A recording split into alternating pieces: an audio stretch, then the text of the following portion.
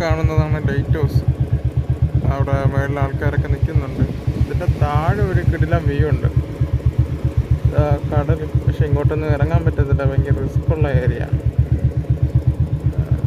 എല്ലായിടം ഉള്ളതുപോലെ വേസ്റ്റുകളെല്ലാം കൂട്ടിയിട്ടിട്ടുണ്ട്, അതിലൊന്നും ഒരു മുടക്കമില്ല.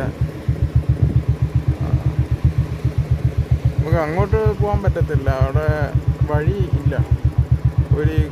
ഭയങ്കര ഒരു ഇറക്കത്തിലായിരിക്കും വന്ന് നിൽക്കുന്നത്. ഈ ഒരു ഏരിയ നല്ല രസമാണ് കാണാൻ. ഇത്